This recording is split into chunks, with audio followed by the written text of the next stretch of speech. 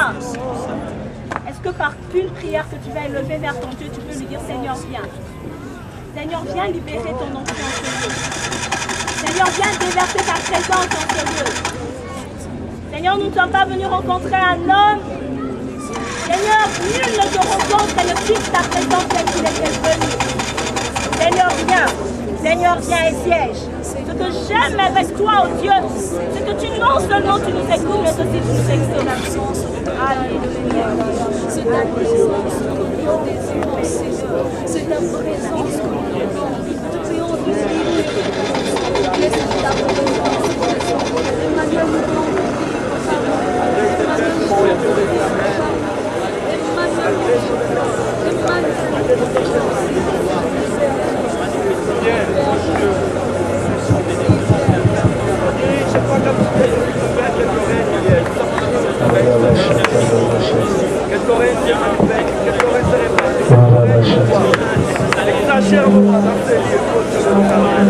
Seigneur, viens. Seigneur, te disons merci parce que tu es là. Tu dis dans ta parole, là où 2 ou 3 sont réunis en mon nom, je suis au milieu d'eux. Et je te bénis parce que je sais que tu es là. Je sais que tu es là, pas parce que nous sommes meilleurs que les autres, mais parce que tu es le Dieu qui ne se repent pas de ses promesses.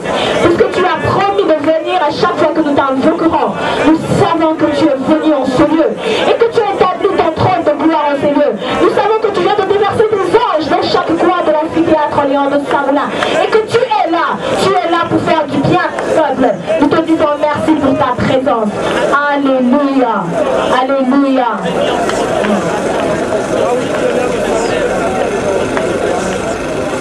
Nous prenons nos Bibles. Je nous invite tous à ouvrir nos Bibles dans le livre de Ésaïe au chapitre 6.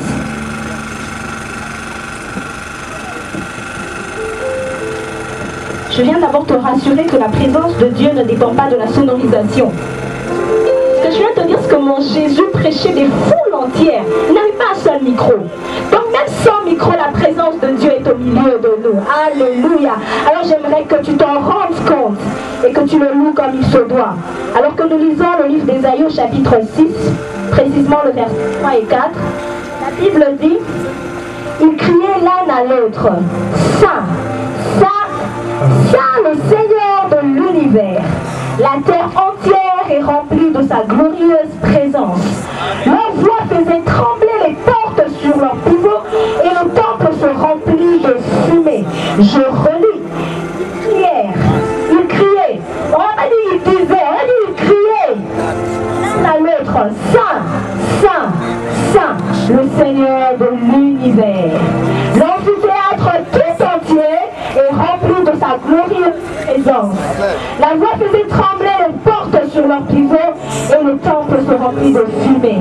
Je viens t'annoncer que lorsque tu élèves ta voix et que tu cries en adorant et en louant ton Dieu, tu fais trembler les portes du ciel.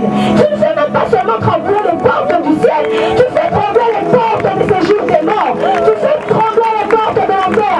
Écoute, les Israélites, la Bible déclare qu'ils ont possédé Jéricho par des cris de triomphe. Alors qu'ils se sont criés louange à l'Éternel, les murs de Jéricho se sont effondrés. La Bible ne me dit pas qu'ils ont sorti les armes. La Bible me dit pas qu'ils ont crié. Alors qu'ils ont crié, les murs de Jéricho se sont effondrés. Je t'invite à acclamer ton Dieu.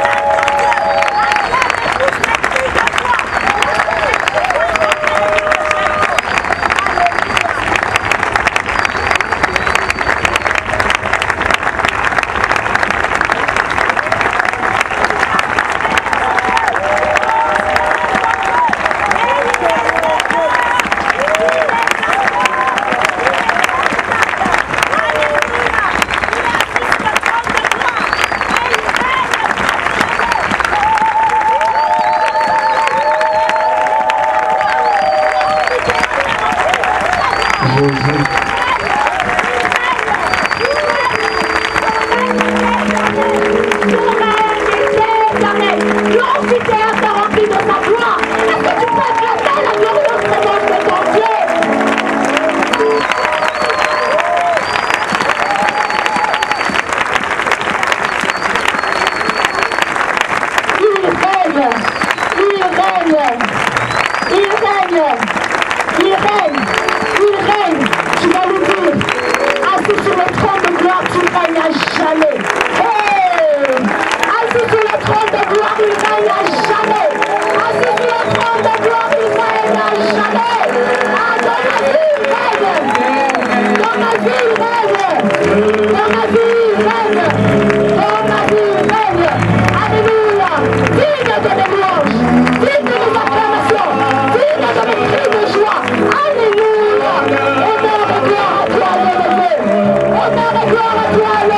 Toi qui as fait péché vivant, toi qui m'as franchi, toi qui me qualifies.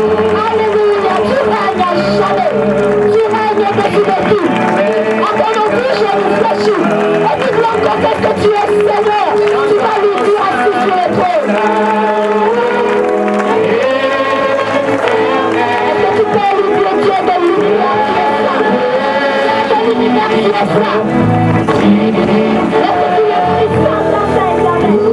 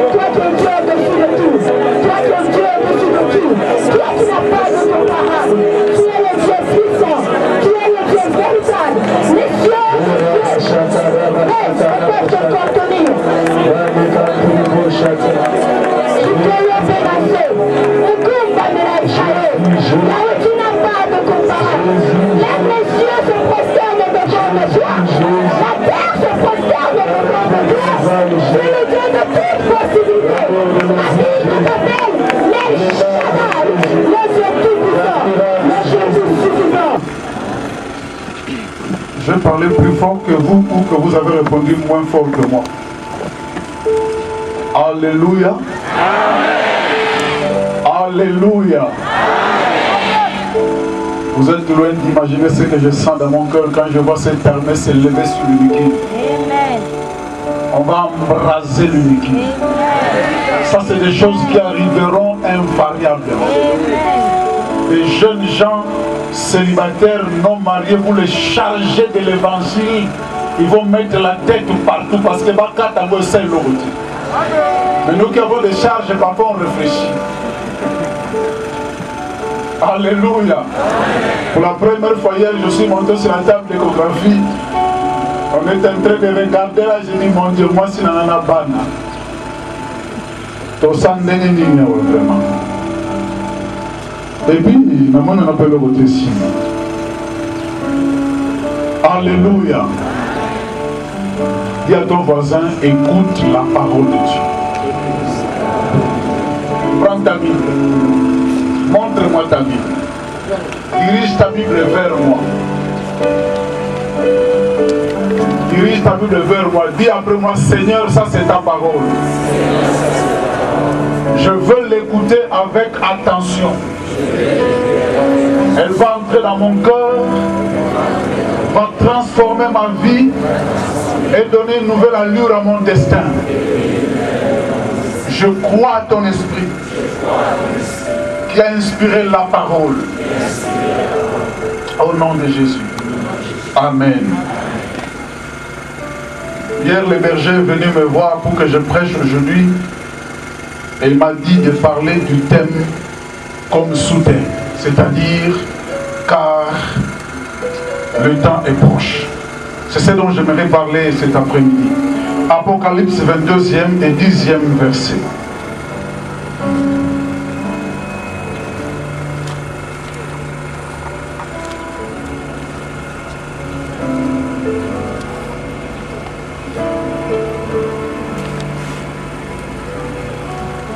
La Bible dit ceci. Il me dit, ne scelle point les paroles de la prophétie de ces livres, car le temps est proche. Dites après moi, car le temps est proche. Voilà votre problème. Dites bien, car le temps est proche.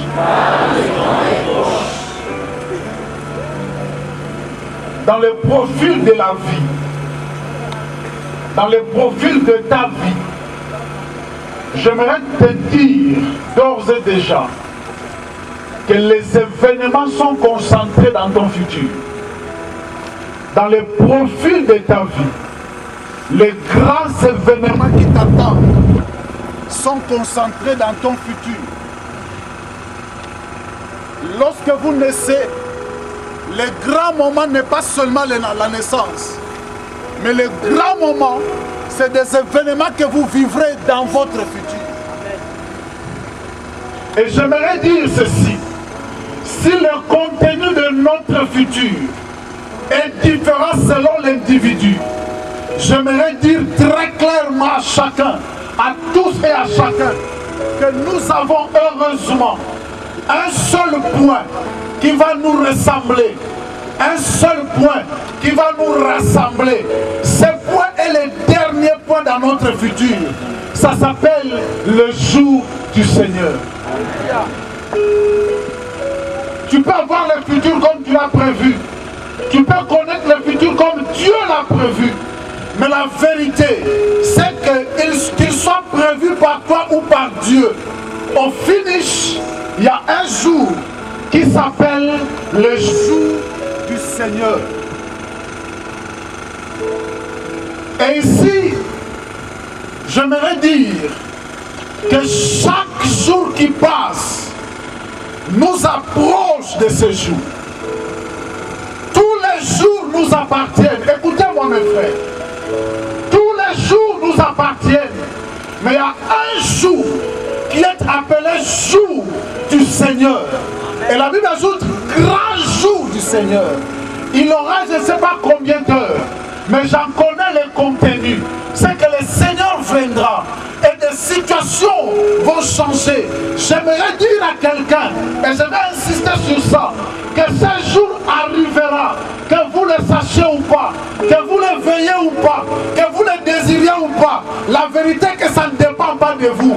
Comme votre naissance n'a pas dépendu de vous, comme jamais personne n'a écrit le jour de sa mort sur son agenda, ainsi ce jour viendra, sans tenir compte de votre point de vue, sans tenir compte de où vous serez, sans tenir compte de quoi vous voulez. J'aimerais dire à l'occultiste qui est là, ce jour t'arrivera. Ça ne dépend pas de toi, monsieur. Je me moque des occultistes de leur occultisme. Jésus qui est Dieu s'est incarné. Et les occultistes veulent nous faire quoi? Qu'ils vont se réincarner. Aventurier. Aventurier. Aventurier. Jésus qui est Dieu ne s'est arrêté à l'incarnation. Et toi qui es créature, tu vas te réincarner. Matéa Mouzoba. Et Gosayo. Et même on a dit que c'est là. Le jour de l'éternel arrive. Alléluia. Lorsque je lis la Bible, je lis là où Dieu, Jésus parle du temps de la fin. Curieusement, c'est toujours parmi les derniers chapitres des livres. Curieusement, c'est Luc 21, c'est Matthieu 24, c'est Apocalypse 22. Là où il est insisté, c'est toujours vers la fin. C'est-à-dire, Dieu parle, il donne conseil, et à la fin il dit quelque chose vous attend. Amen. Lorsque vous lisez le livre d'Apocalypse, presque partout la Bible dit, Jésus, l'ange dit à Jean, n'écris pas ces choses, n'explique pas ces choses, ne dis pas ceci, garde jusqu'au temps de la fin. Mais ici la Bible, il ne scelle pas ça. Ça ne scelle pas. Ça ne scelle pas. Et la Bible dit, car le temps est proche. Dis à ton voisin des choses qui te sont révélées parce que le temps est proche.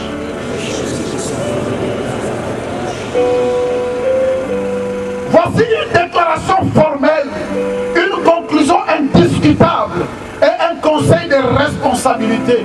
Ce conseil qui est soutenu par une série d'observations utiles et sages. Le temps s'observe et les conclusions sont tirées. Lorsque le temps évolue vers une pluie, vous n'avez pas besoin d'être honnête pour dire que la pluie vient.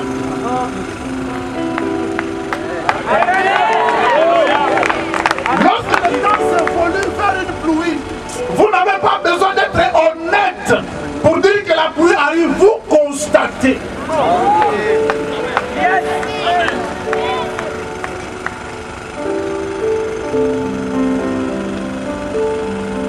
Il n'est donc pas question de croire que la pluie arrive, mais de constater que la pluie arrive. Si croire est réservé à ceux qui veulent, voir est réservé à tous, sans distinction. On n'a pas besoin d'être honnête pour dire qu'il veut pleuvoir, alors que vous sentez que la pluie vient. Ah oui, parce que même un menteur, même un savant, manquera certainement d'arguments pour prouver qu'il ne pleut pas. Pourquoi? Parce que pendant qu'il va tenter d'expliquer qu'il ne pleut pas, il est sous la pluie.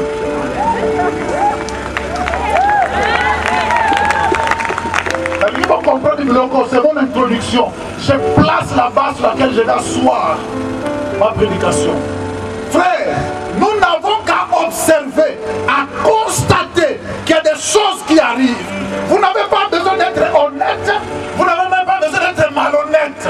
Parce que quand la pluie tombe, elle tombe. Qu'on soit honnête ou pas, savant ou ignorant, bête ou arbre, vous constatez qu'il pleut. Les temps ont changé. L'heure est à la pluie.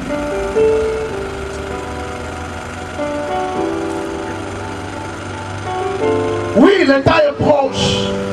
Il convient de le dire, de le redire, de le répéter avec assurance. Oui, le temps est proche.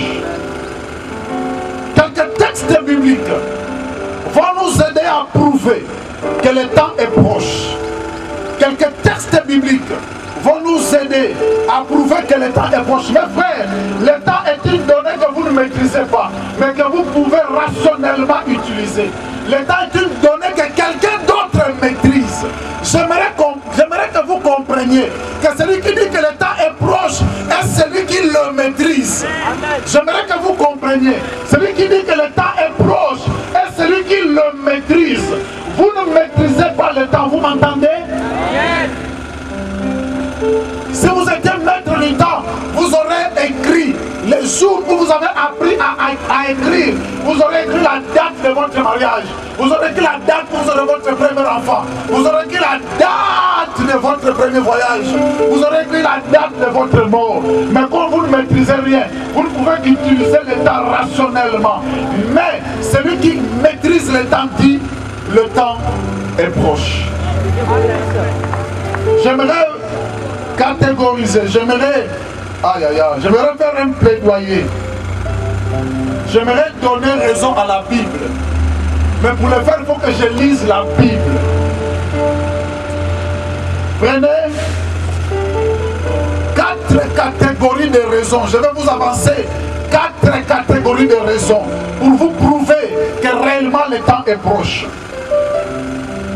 La première, ce sont les réalités sociétales. J'aimerais vous décrire en quelques mots la société dans laquelle vous vivez, la société dans laquelle nous vivons. Par rapport à ce que dit la Bible. La deuxième catégorie, je vais jeter votre regard sur Israël, qui, pour moi, est l'horloge de Dieu. Alléluia. Pendant quelques instants, nous allons parler d'Israël. La troisième catégorie de raisons que je vais donner, c'est par rapport au grand empire, l'Union européenne, qui est en train de se constituer pour devenir le siège où va régner l'Antichrist. Et enfin, je vais vous parler de la puissance de l'évangélisation. Je n'arrêterai jamais de parler de la puissance de l'évangélisation, parce que je vis pour ça. J'ai une licence en biologie que j'ai abandonnée pour ça. Vous m'entendez? Oh, vous m'entendez?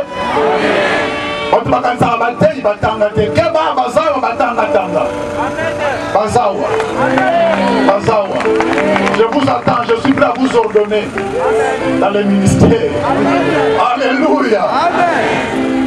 Alors, allons-y. Première catégorie de raisons. Matthieu, chapitre 24e. Matthieu, chapitre 24e. Acceptez que je commence ma lecture au verset 3e. Il s'assit sur la montagne. Je vais lire rapidement. Si je vais m'arrêter là, je vais m'arrêter là. Comme disait Pasteur Roland Dalo, je vais me faire inviter. Pour continuer. Je ne sais pas si je viendrai. Il s'assit sur la montagne de Olivier et les disciples vinrent en particulier lui faire cette question. Dis-nous quand cela arrivera et quel sera le signe de ton avènement, écoutez, et de la fin du monde. Bonne préoccupation. Jésus leur répondit sans transition. Prenez garde que personne ne vous séduise, car plusieurs viendront sous mon nom disant, c'est moi qui suis le Christ. Et ils séduiront beaucoup de gens. Vous entendez parler de guerre et de bruit de guerre. C'est-à-dire, s'il y en a qui ont entendu parler de ça, nous on a vécu ça dans la chair. Vrai ou faux? Vous entendez parler de guerre et de bruit de guerre. Gardez-vous d'être troublés, car il faut que ces choses arrivent. Ce ne sera pas encore la fin. Une nation s'élèvera contre une autre nation, un royaume contre un royaume. Il y aura en divers lieux de famine et de tremblements de terre. Tout cela ne sera que le commencement des douleurs. Alors on vous livrera au tourment et on vous fera mourir. Et vous serez haïs de toutes les nations à cause de mon nom. Alors plusieurs succomberont et se trahiront. Ils se trahiront, se haïront les uns les autres. Plusieurs faux prophètes se lèveront et se diront beaucoup de gens. Je m'arrête là. Prenez encore 2 Timothée. 2 Timothée 3. 2 Timothée 3. 2 Timothée 3.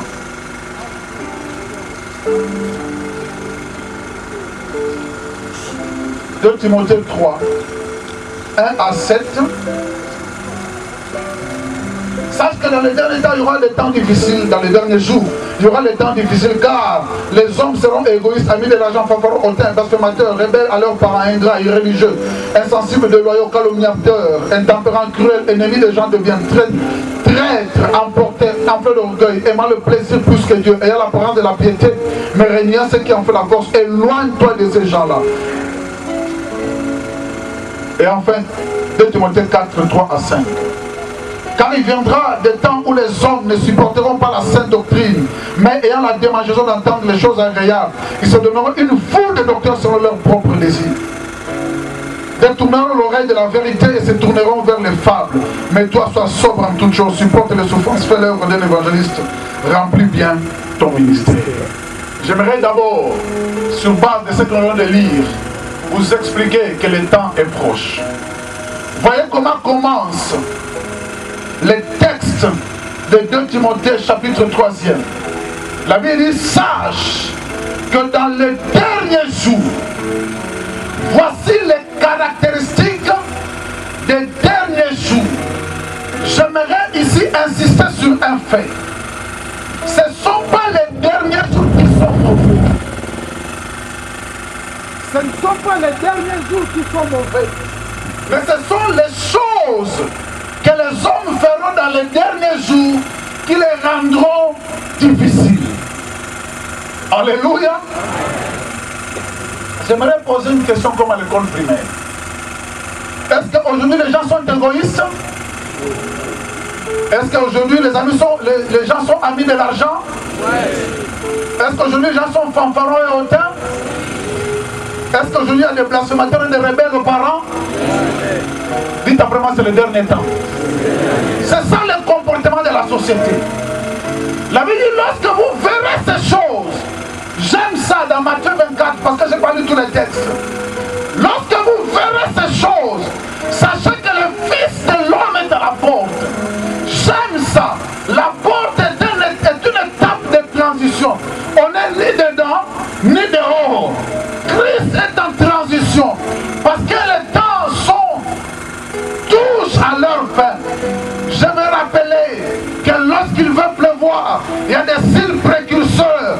Pendant que nous sommes en train de constater que les hommes deviennent de plus en plus déloyaux, calomniateurs, égoïstes, fanfarons, haïssant le bien, aimant le plaisir plus que Dieu, les hommes deviennent tout le contraire du bien, à telle enseigne que le bien est appelé mal et le mal est appelé bien. Ces signes sont suffisamment suffisants pour que je vous dise que le temps est en train de se clôturer. Dans peu de temps, il arrivera que le système existentiel va se clôturer. Alléluia. J'aime une exhortation que Jésus a faite à ses disciples. Levez les yeux et regardez. Mes frères, nous ne devons plus vivre comme des gens qui vivent par hasard. Nous devons vivre avec un œil ouvert, même quand vous dormez, avec une oreille attentive quand vous écoutez. Parce que la réalité, c'est que l'heure est grave. L'heure est grave. L'heure est grave. Ce qui me plaît, c'est qu'après chaque description du temps, de la fin, la Bible donne une petite exhortation. L'apôtre Paul dit à Timothée son fils, mais toi sois sobre. Mais toi, et puis il dit là, éloigne-toi de ces gens-là. Mais toi, il y a un comportement que l'Église, les saints doivent créer pendant ce temps difficile. Je vais vous dire une chose qui va vous faire mal. Les temps ne vont jamais avancer vers les meilleurs. Je vous dis la vérité, la lui dit clairement, dans les derniers jours, les temps seront difficiles. Vous n'allez pas changer cette phrase par votre désir, si sincère et honnête soit-il. Les temps seront toujours difficiles. Alléluia. Et la Bible donne, dans cette réalité sociétale, la Bible parle d'un aspect, des aspects politiques. Un royaume se lèvera contre l'autre. Aujourd'hui, si l'Occident n'est plus d'accord avec toi, président africain, prépare-toi à quitter le fauteuil. Un royaume se lève contre l'autre. Une nation contre contre une autre. Un frère se lèvera contre son frère. Une soeur se lèvera contre sa soeur. Une fille contre sa mère, ainsi de suite. Ces choses, nous sommes en train de les vivre sous nos yeux. Preuve que le temps touche à la fin. Les hommes deviennent plus démoniaques qu'humains.